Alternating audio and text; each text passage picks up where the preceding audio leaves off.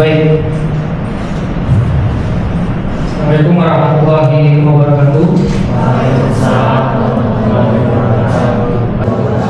Baik, selamat siang, salam sejahtera bagi kita semua. Ya. Pada kesempatan kali ini, pas pertemuan kelima, ya, saya akan menjelaskan tentang yang namanya user interface. Ya, memang sebagian orang itu bakal tahu user interface. Ya, nanti ada penjelasan berikutnya juga tentang user experience. Next. Ya. Oke, baik. Jadi dalam mata kuliah ini itu ada capaian pembelajaran lulusan. Ya. Perlu diketahui bersama, capaian pembelajaran lulusan di prodi perpustakaan itu ada 6. Ya, profil lulusannya ada 2. Ya. Ini ada yang saya ambil dalam mata kuliah ini adalah ada 2. Ya. Yang pertama adalah mampu menerapkan standar pengelolaan, pengembangan dan pelestarian bahan perpustakaan dan bahan informasi. Ya. Jadi sebagai mahasiswa ya itu akan dibekali dengan standar pengelolaan. Ya. Pada mata kuliah ini adalah perpustakaan digital praktik. Ya, sebagai salah satu mata kuliah inti dari ya prodi kita. Ya. Berikutnya ada mampu menerapkan standar pelayanan perpustakaan dan lembaga pelayanan informasi secara profesional dengan implementasi teknologi informasi dan komunikasi dan efektif dan efisien. Pasti namanya mata kuliah perpustakaan digital praktik, dia akan mengimplementasikan teknologi informasi dan komunikasi, baik levelnya dia level dasar maupun level menengah. Ya, jadi ada 2 capaian pembelajaran lulusan. Ya, saya harap Anda semua bisa mengerti. Baik, next. Ya. Nah, pada topik hari ini saya akan membahas tentang user interface. Ya, secara teori itu adalah tampilan visual awal dari sebuah website. Tampilan awal. Jadi kalau misalkan dia perempuan, dia pasti ada tampilan awalnya. Bagaimana dia alisnya, bagaimana dia memakai lipstiknya, ya begitu ya, dengan tujuan memberikan kenyamanan bagi pengguna, ya, dengan nyaman memberikan kenyamanan bagi pengguna saat mengakses website. Kalau misalkan dulu tahun 2005 website, ya kan, mungkin ada materi berikutnya itu dijelaskan website tahun 2005 ini tampilannya istilah sekarang bukan eye-catching, nggak enak dipandang, ya, gradasi warnanya, begitu kan, penempatan ikonnya itu masih kurang bagus, ya. Jadi teori dasarnya adalah tampilan visual awal, namanya visual, ya. Ini sebagai salah satu tanggung jawab bagi calon pustakawan nanti, harus ya dia bisa melihat website yang bagus adalah seperti ini, ya. Oke, baik, next. Nah, ini saya sederhanakan, ada komponen UI, ya, atau user interface. Yang pertama adalah tata letak, oke ya. Yang kedua adalah warna, ya. Ketiga adalah tipografi, kita akan belajar setiap subnya. Ada grafis, animasi, elemen interaktif, dan komponen navigasi. Ya, Oke, saya sederhanakan, tidak semua bisa saya sampaikan. Ya, next. Nah, ini adalah perbedaan UI dan UX. Ya. Nah, jadi dalam UI itu lebih mengedepankan adalah experience-nya. Jadi experience itu maksudnya akan diteliti. Website itu akan diteliti. Jadi setelah kita membuat sebuah website yang bagus menurut versi kita, setelah itu kita harus teliti minimal 6 bulan pemakaian. Ya, 6 bulan sampai 1 tahun website itu berjalan, baru bisa kita teliti user experience-nya. Apakah itu kan di bawahnya ada user design. Ya, jadi diteliti teori user experience. Untuk meneliti user experience itu sudah banyak. Ya, ada usability web. Ya, salah satunya itu. Nah, jadi ketika misalkan ya perempuan itu sudah dibuat secantik rupa, perlu dites apakah dia setia, apakah dia matre. Itulah kita masuk ke user experience. Ya, saya kira bisa membedakan UI sama UX. Ya, makanya ada dua sisi yang berbeda, ya, UI sama UX. UX adalah lebih ke riset. Ya, baik, next. Nah, ini kita masuk ke perbedaan dasar antara UI dan UX.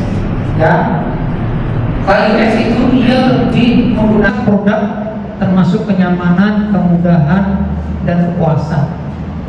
Ya, kalau misalkan kita ke mana itu ya,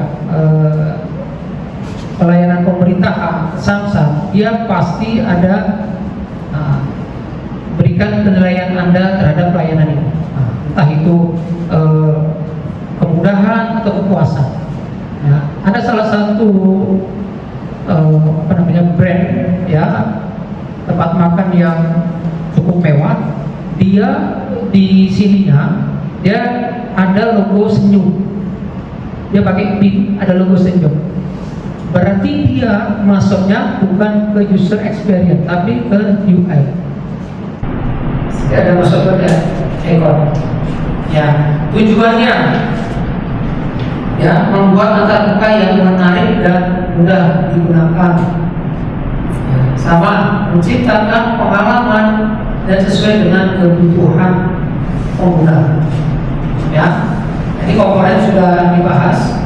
Contoh desain tombol login, ya, berwarna biru dengan ikon login juga.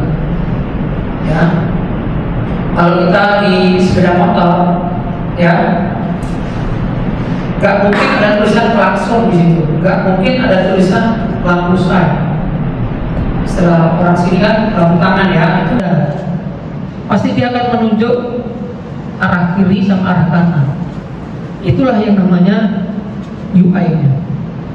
Ya, jadi UI itu lebih ke tampilan visual, ikon-ikonnya. Ya. Nah, terus kalau di UX itu adalah kemudahan proses login. Ya, kita sama-sama sudah mengenal yang namanya slip. Ya, kalau kita lupa password slip, bagaimana kita cara merisetnya? Ya, nah, baik, next. Nah, berikutnya adalah layout. Ya, layout ini saya anggap ada 5. Yang pertama adalah header. Header itu isinya biasanya adalah ya macam logo yang di atas itu logo. Ya, kita akan pakai header itu letaknya di mana? Ya, dan biasanya header ini dia tidak ada isinya. Ya, baru ke hero section, tampilan utama tengah halaman. Nanti ada kaitan dengan navigasi, ya. Tampilan utama tengah halaman itu maksudnya kayak ada home, ada about, gitu ya, ada kontak dan sebagainya. Ada konten utama. Nah, konten utama itu kalau di website perpustakaan khusus itu biasanya itu seperti ya kopek, ya kopek, jurnal, ebook dan sebagainya. Itulah konten utama. Ya, jadi kita harus membedakan mana itu portal, mana itu kompak. Dua hal ini yang berbeda. Kalau yang saya sebutkan tadi adalah dia lebih ke portal. Dia ebook ada, e-jurnal ada, ya kan? Terus bagian-bagian pengurus administrasi ada semua di halaman utama. Oke ya. Nah, itu namanya main content ya. Berikutnya ada sidebar ya, atau optional. Yang terakhir adalah footer. Footer itu nanti seperti bahwa biasanya adalah alamat, nomor telepon, ya, media sosial. Ya. Kadang ada yang website itu cuma satu tampilan halaman aja, namanya landing page, ya. Jadi kalau diklik kontak, dia akan masuk ke bagian bawah, bukan menuju ke halaman utama. Itu biasanya landing page. Kelebihan dari landing page, dia adalah ringan. Cara downloadnya itu biar cepat, ya. Nah, kalau ini begitu. Baik. Next. Berikutnya adalah warna. Tips yang pertama adalah kontras ini antara teks dan latar belakang. Teks hitam di latar putih, ya. Kalau kita di handphone itu kan biasanya ada mode gelap, ya, atau dark mode ataupun mode normal, ya. Mode normal itu adalah putih backgroundnya, ya, dan teksnya adalah hitam. Itulah standar dari semua aspek saya rasa, ya. Oke, itu warna itu harus kontras. Boleh Pak kita menggunakan warna gradasi? Boleh aja. Warna gradasi itu boleh, ya. Nah, nanti kita akan praktek, ya, di mana bagian kontras tertinggi, ya, kontras tinggi, ada kontras yang rendah, ya. Berikutnya adalah gunakan maksimal 3 sampai 4 warna utama. Warna utama itu kan, kalau pink kan bukan warna utama. Warna utama itu minimal RGB, ya, red, green, blue, ya. Atau turunannya boleh, ya, atau turunannya boleh 3 sampai warna utama RGB. Biasanya seperti itu, ya. Kalau ada website warnanya pink semua, itu kayak apalagi website warna pink, terus ada muncul teks running teksnya muter begini, biasanya ada itu, ya. Itu berarti emailnya kurang bagus. Itu kalau diklik dipakai UX, itu pasti nilainya rendah, ya, tampilannya rendah, ya. Berikutnya ada warna harus konsisten di seluruh halaman, ya. Misalkan halaman home, halaman kontak, ya, halaman profil, itu warna itu wajib, ya, konsisten. Misalkan tadi yang home, ya, terus profil, kontak, itu ya, itu satu warna aja.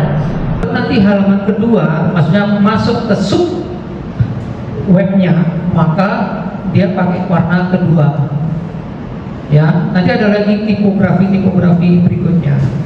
Nah, yang ketiga adalah yang warna konsisten sudah. Berikutnya adalah warna aksesibilitas, ya, seperti, ya, WCAG, ini standar internasional, ya, standar aksesibilitas.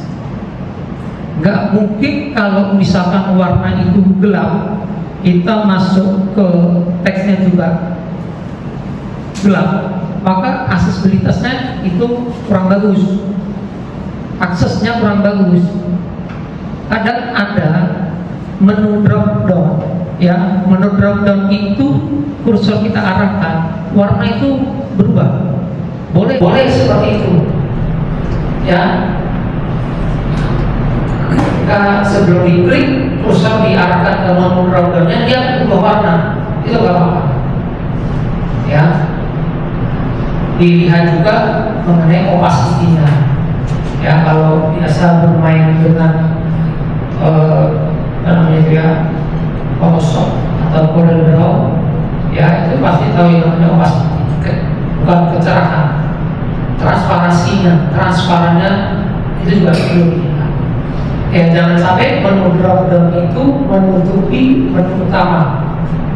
Oke, baik, nanti kita akan praktek, ya, praktek diri kita. Karena salah satu indikator pada topik ini adalah mahasiswa bisa praktek, ya.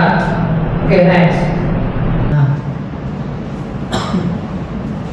berikutnya adalah tipografi, ya. Kalau untuk teks itu lebih bagus dia raw photo, ya, atau open sans, seperti itu, sederhana aja, ya. Open sans itu sederhana aja, ya. Itu lebih bagus untuk artikel atau deskripsi koleksi, ya. Jadi ada beberapa standar, ya. Mengapa kalau tulisan karya ilmiah itu wajib menggunakan TNR atau Times New Roman? Ya, sederhananya itu memang sudah standarnya dari internasional seperti itu. Karena ada penelitian yang menyebutkan Times New Roman itu ketika dibaca itu mudah dipahami, cepat, ya. Meskipun kita bacanya bukan baca begini, ya, bukan baca begini, tapi baca sekilas saja udah tahu maksudnya, ya. Ada lagi Plato navigasi atau hidup, ya. Berarti menu drop down itu, ya, menggunakan Plato, ya. Ada lagi teks kecil atau detail system, ya. Tapi ini jangan digunakan. Nah, ada lagi elemen judul utama itu ukurannya kurang lebih 32 sampai 48. Biasanya dia ada di header. Di header ukurannya 48, ya. Tapi kalau subjudul misalkan profil atau as, itu kita pakai yang 24 sampai 32 pixel, ya. Teks paragraf, ya, itu minimal 16 sampai 17 pixel. Standarnya seperti itu. Kenapa nggak pakai 12? Ya, karena kita nggak mungkin ketika buka website kita langsung zoom in, itu nggak mungkin. Website di zoom in itu akan mengakibatkan ada beberapa komponen yang tidak terlihat, ya. Ada lagi berikutnya teks kecil, ya, sekitar 12 sampai 14 pixel. 12 kecil sekali. Kalau di web itu dia 12 itu sudah masuk kecil. Berikutnya adalah gunakan maksimal 2 jenis font. Dalam satu website itu gunakan maksimal 2 font. Kan ada font yang namanya Comic Sans, ya. Mungkin Comic Sans, ya.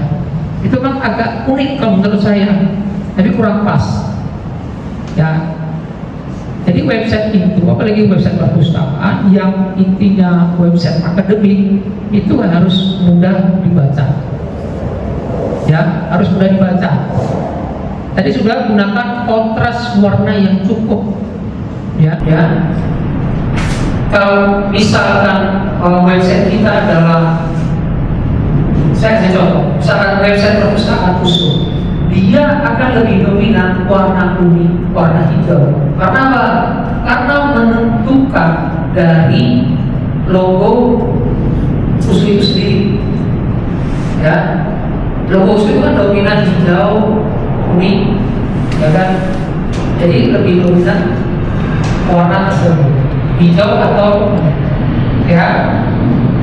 Nah, hindari penggunaan font dekoratif, comic sans. Itu comic sans itu kayak font jenis font yang ya bukan untuk formal, hanya untuk non formal aja gitu. Ya, ada lagi gunakan line spacing, ya 1,4 ya 1,4 atau 1,6 ya. Kalau di skripsi dia bisa buat 1,5 spasi ya. Mengapa harus digunakan line spacing? Ya, cara membaca kita ya itu biar kenapa harus dibuat line spacing? Biar kita lebih fokus membacanya ya, biar bisa lebih fokus membacanya. Itu diperlukan yang namanya line spacing ya.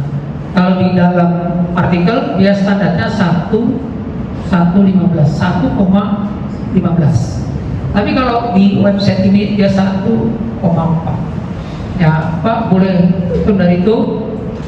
Boleh ya. Nah, boleh. Oke. Ya, berikutnya ya. Ini ada grafis. Salah satu komponen utama dari UI adalah grafis. Ya, ada ikon yang cocok. Kalau pencarian, ikonnya pasti begitu. Ikon apa namanya kayak mikroskop gitu, apa teleskop gini kan. Nah itu ya kurang lebih seperti itu. Ya standarnya seperti itu. Ada kategori buku. Ya kategori buku. Ada buku yang ditumpuk dan misalkan ada pertanyaan, Pak saya boleh ya membuat ikon sendiri Pak? Boleh ya. Bagi kalau kategori buku itu kan buku bisa kita tumpuk-tumpuk, kita foto ya kan, kita perkecil, kita masukkan ke mungkin ke AI untuk membuat ikon ya, karena ukuran ikon itu sangat kecil dia ya. Nah, berikutnya ada yang namanya e-book ya. E-book itu standar seperti itu. Ada bookmark, ada tanda bintang atau tanda apa itu yang sebenarnya favorit, atau kalau di WhatsApp itu pin-nya di pinat gitu ya, dicantumkan ya. Ada lagi profil pengguna, logonya, ikonnya adalah seperti itu. Jadi ekor-ekor ini diusahakan dia merepresentasikan dari ya teks yang itu. Ya, apalagi sekarang zamannya udah canggih ya.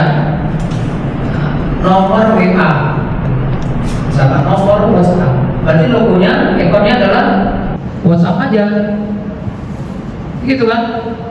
Misalkan ikon Google Map atau alamat, ya udah, berarti logonya, ikonnya cuma ikon map itu sama tanda warna merah, salah ya. Nah, kurang lebih seperti itu. Disinilah pustakawan itu dituntut untuk dia kreatif ya. Jadi di pustakawan itu sebetulnya kerjaan yang berat ya menurut saya ya. Karena apa? Buku yang datang itu sebelum masuk ke sistem kita olah dulu, subjeknya berapa, harus kita sampul gitu kan. Apalagi zaman sekarang ada beberapa perpustakaan yang mereview bukunya, bagus itu ya, review bukunya itu bagus. Oke. Nah tadi berikutnya ada lokasi, rekomendasi, ilustrasi. Ada halaman utama ya, ada orang membaca buku ya. Orang membaca buku, orang membaca buku itu berarti kalau tadi perpustakaan dia di taman baca.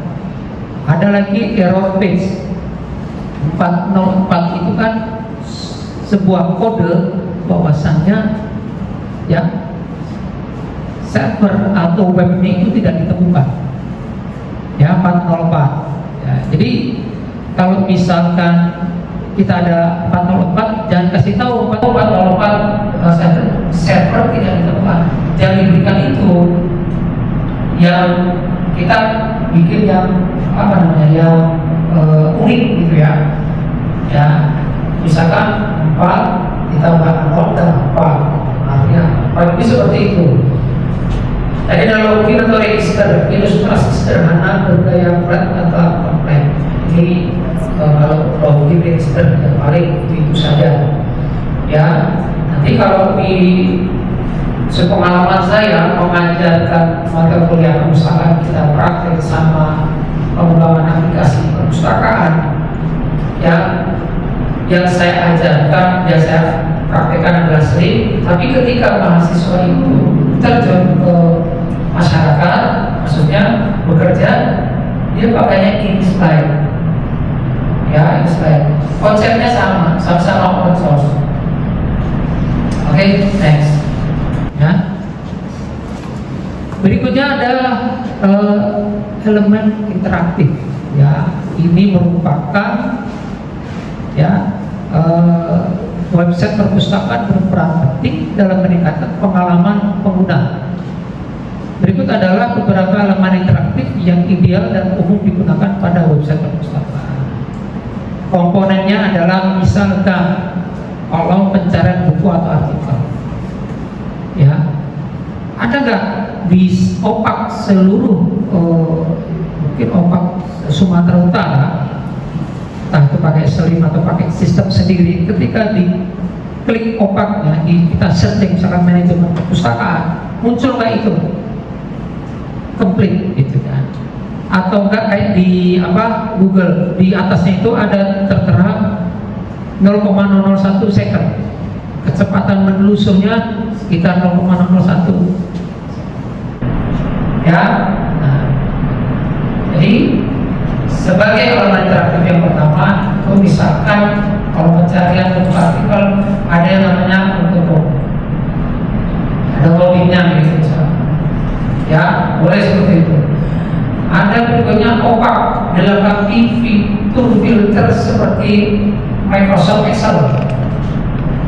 Ya, dilengkapi fitur filter seperti Microsoft Excel.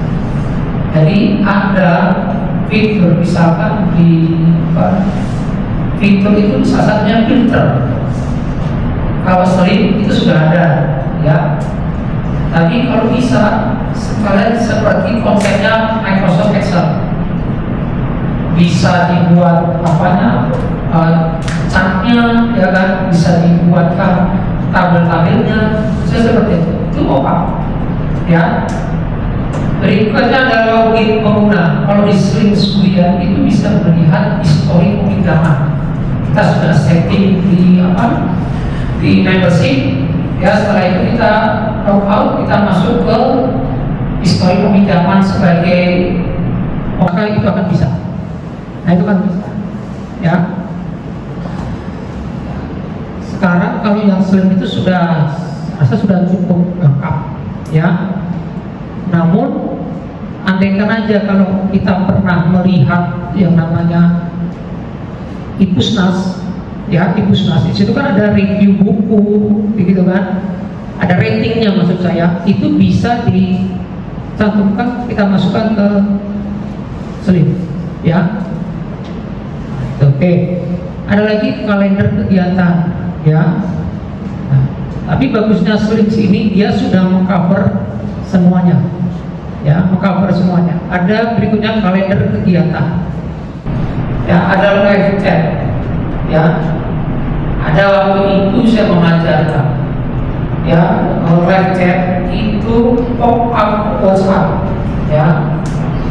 Jadi Slim itu ada WA-nya. WA itu melayang istilahnya, bukan melekat di dalam webnya, ya. Jadi saya pakai yang ketiga, agak riskan supaya. Nah, berikutnya adalah formulir online pendaftaran. Ya. Setahu saya, ya, di perpustakaan khusus ini sudah ada namanya input mandiri skripsi ke repositori. Ya, itu bisa kita manfaatkan itu ada namanya formulir online pendaftaran. Ya, jadi nggak perlu datang ke perpustakaan, cukup ya buka websitenya, ada nggak formulir online-nya baru kita daftarkan. Nah, yang terakhir adalah notifikasi. Notifikasi ini di beberapa sistem ya itu harus disetting ulang, baru ketika ada peminjam terlambat ya baru dia akan terotomatis masuk ke emailnya si pengguna ya. Di slip itu sudah ada, tapi kita harus setting sendiri ya. Oke, baik, next. Ini adalah kurang lebih gambaran kasar tentang logo perpustakaannya di situ ya. Logo perpustakaan itu mengacu pada logo universitas. Jadi nggak boleh logo, misalkan logo USU. Jadi logo USU di dalamnya itu ada perpustakaan USU, itu nggak boleh. Harus logo USU, di sampingnya baru nama perpustakaan. Yang benar adalah seperti itu ya. Tuh ada home, katalog, layanan, jadwal kegiatan, sama login. Terakhir adalah footer ya. Ada chat pustakawan. Kalau di perpustakaan UI itu kalau nggak salah ada namanya chat pustakawan. Dia mengerjakan permintaan dari user yang minta jurnal sekian gitu ya. Biasanya adalah di layanan preferensi. Oke, next. Nah, ada yang namanya komponen navigasi ya. Navigasi yang baik adalah navigasi yang mudah ditemukan ya, yang mudah ditemukan. Yang pertama adalah navigasi utama, navigasi secondary, navigasi samping, atau navigasi utama ya. Jadi website yang bagus itu adalah salah satunya website yang mudah dibaca, aksesnya nggak ribet, dan dia di semua device dia cocok. Di laptop tablet seperti ini, di handphone dia tablet seperti ini, istilahnya responsif website ya, responsif website. Tapi kadang ada website ya dia tidak mendesain khusus untuk mobile, tapi khusus website. Dan itu biasanya website ya, website yang khusus ada urusan akademik ya. Kalau misalkan websitenya dia website, saya anggap website kayak cerpen gitu, dia pasti akan responsif, dibuka di semua device itu pasti akan bisa. Oke ya. Nah, ini penjelasan secara dasar teori dari user interface ya. Oke, baik.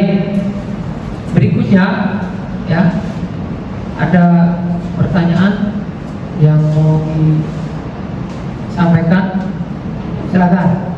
Biarkan ngantuk, nanti ada praktek ya, nanti ada praktek depan. Jadi silakan kalau ada yang mau ditanyakan.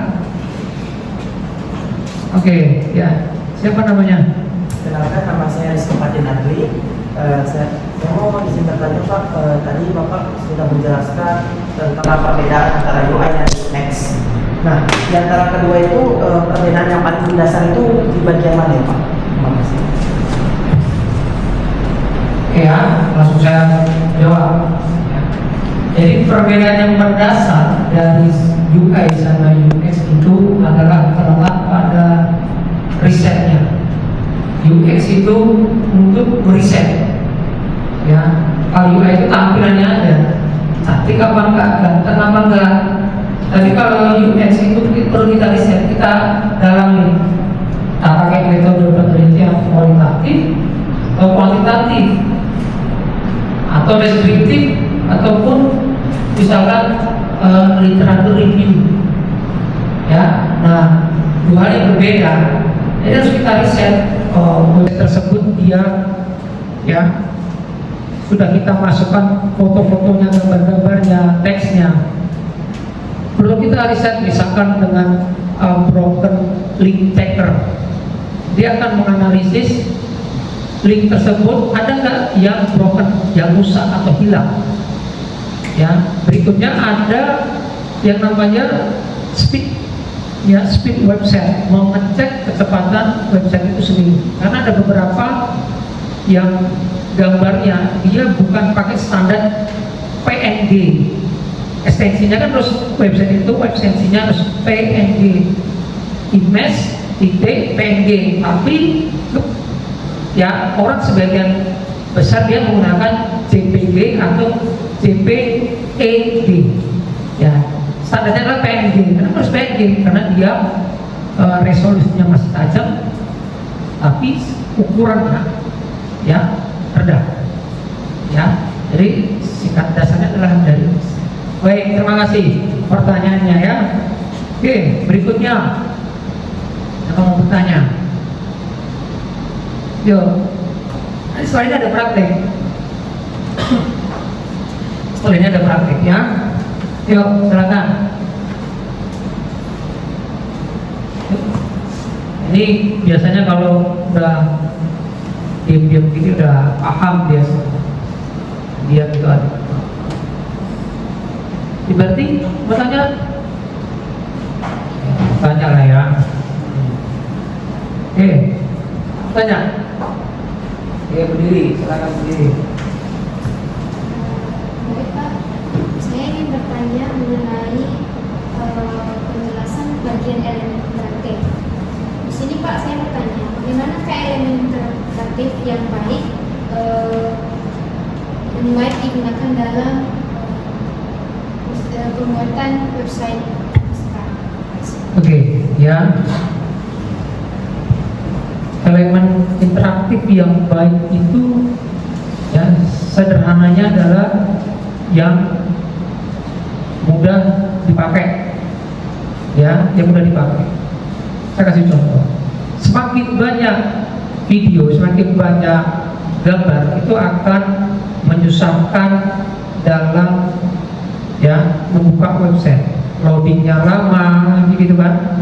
Loadingnya lama, ketika diklik pun dia nggak muncul-muncul, ya.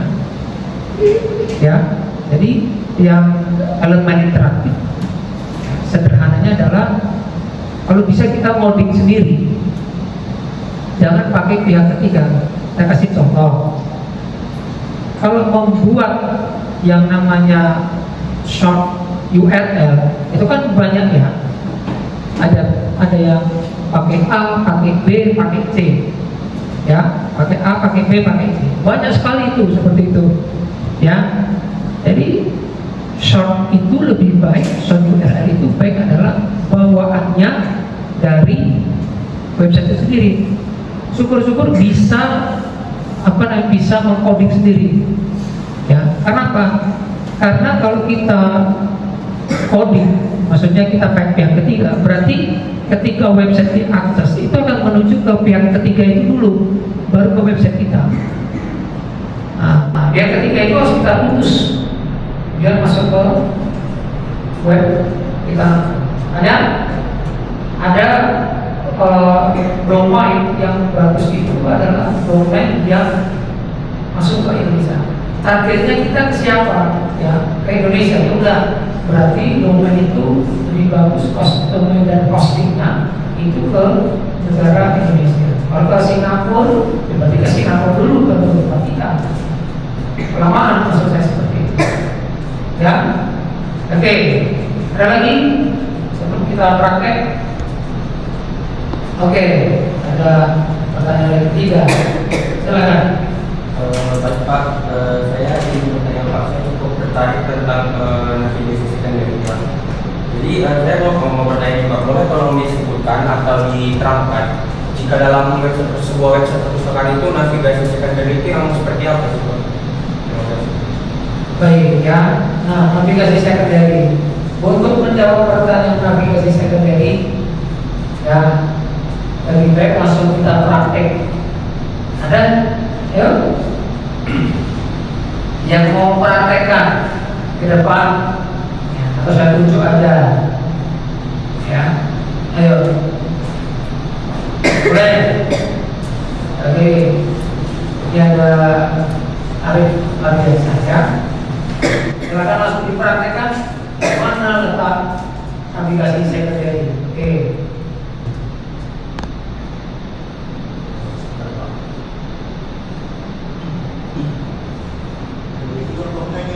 Ya. Seperti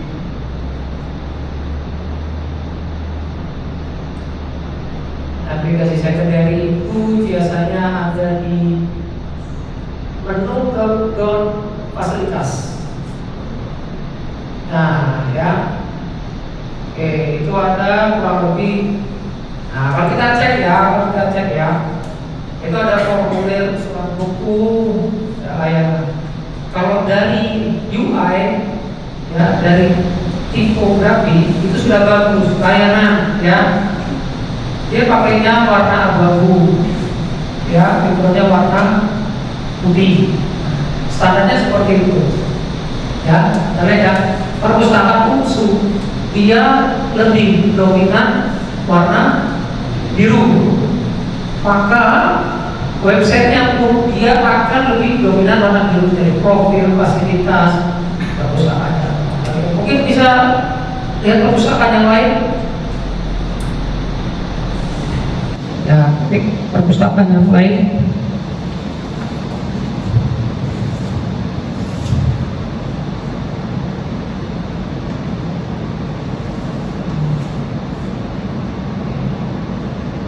Oke, ini ada perpustakaan rumah. Boleh coba diklik perpustakaan rumah, ya. Nah, kita tunggu dulu. Nah, ada perpustakaan rumah, ya.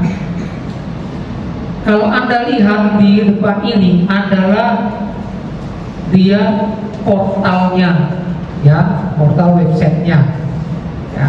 Oke. Perpustakaan rumah Universitas Medan Area lebih dominan dia warna biru, ya.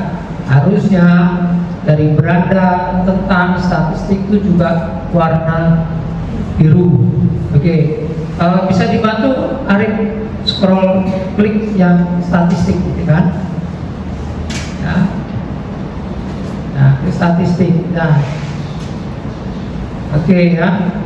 Ini kalau diklik statistik, dia akan menuju ke halaman berikutnya. Ini kan salah satu bagian komponen elemen interaktif, ya, komponen interaktif.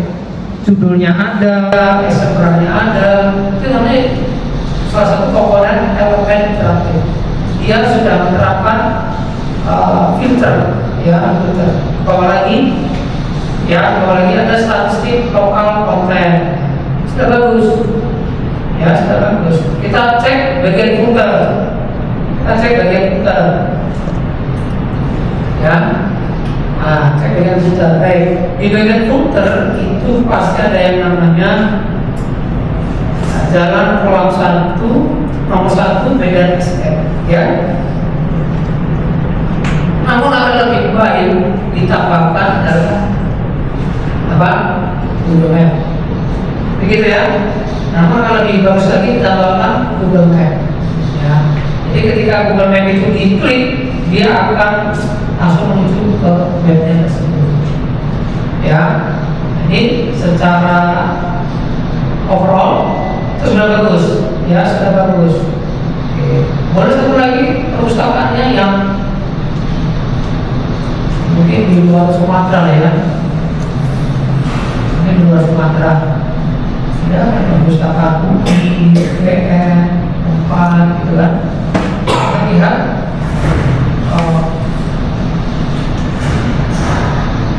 perpustakaan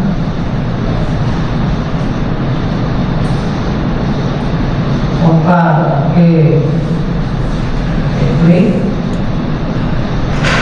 Klik Unpad, ya. Nah, ya, baik. Padahal warna dominannya adalah kuning.